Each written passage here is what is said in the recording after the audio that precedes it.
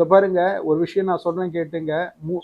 உங்களுடைய குடும்ப உறவுகள்ல தேவையில்லாம நான் இவ்வளவு படிச்சிருக்கிறேன், நான் இப்படிப்பட்ட ஒரு வேலையில இருக்கிறேன், நான் ஒரு பெரிய வியாபாரி, எனக்கு கீழே இத்தனை பேருக்கு நான் சம்பளம் கொடுத்து வச்சிருக்கிறேன், அதனால நான் வந்து ஒரு பெரிய ஆளு, அவர்கள் வந்து ஒண்ணும் இல்ல, சாதாரண ஒரு இதுல தான் இருக்காங்க, அவங்க வந்து எங்களுக்கு முன்பாக பணிஞ்சு போக வேண்டும், அவர்கள் எங்களை ரொம்ப இதெல்லாம் வந்து பிசாசாகிய சத்துரு கொண்டு வருகிற தேவையில்லாத, தேவன் அருவருக்கிற மாமிசத்தின் எண்ணம், மாமிசத்துக்குரிய ஒரு மேட்டுமையான ஒரு எண்ணம்.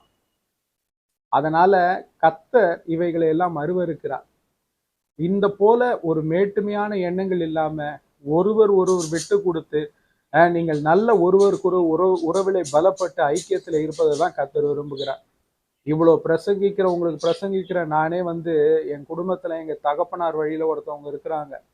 அவர்களை நீ ஒதுக்கி ஒதுக்கி வைத்து விடுவார்கள். ஆனா மற்ற என்னோட 2 உடன்பிறப்புகளோடு அவர்கள் நல்ல பொசிஷன்ல இருக்கிறார்கள், ஃபாரின்ல இருக்கிறாங்கன்னு சொல்லிட்டு அவர்களிடத்துல நல்ல ஐக்கியம் பாராட்டுவார்கள்.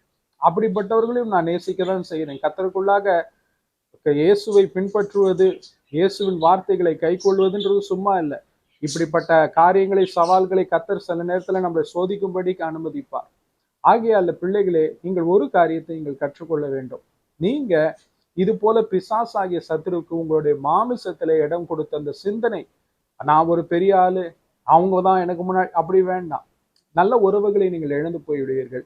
தேவையில்லாம குடும்பத்துக்குள்ளாக உறவுகளிலே பிரிவினை, சபா ஐக்கியத்துல நல்ல உங்களை அங்கத்தினர்களுக்குள்ளாக நல்ல ஒரு ஐக்கியம் இருந்திருக்கலாம். உங்களால ஆண்டவர் அந்த சபையில ஒரு ஆசீர்வாதத்தை கட்டளையிட்டு இருக்கலாம், ஆசீர்வாதமா இருந்திருக்கலாம். இப்ப தேவையில்லாத அந்த பிரிவினை வந்து விட்டது பாருங்க. பிசாசாகிய சத்துரு அப்படிதான் செய்வான். அவன் சபை அங்கத்தினர்கள் எல்லாம் ஒருவருக்கொருவர் ஐக்கியமா இருப்பதை அவன் விரும்புவதே இல்லை. ஏன்னா அது ஒரு பெரிய ஆசீர்வாதம் ஆகிவிடும். எல்லாவற்றிலும் நீங்கள் விட்டு கொடுத்து ஒருவர் மன்னித்து முடிந்த அளவு எல்லோருடன் சமாதானமா இருக்க பாருங்க. யெகோவா ஷாலோம், தேவன் தாமே சமாதானமா கிறிஸ்து இயேசு சமாதானம்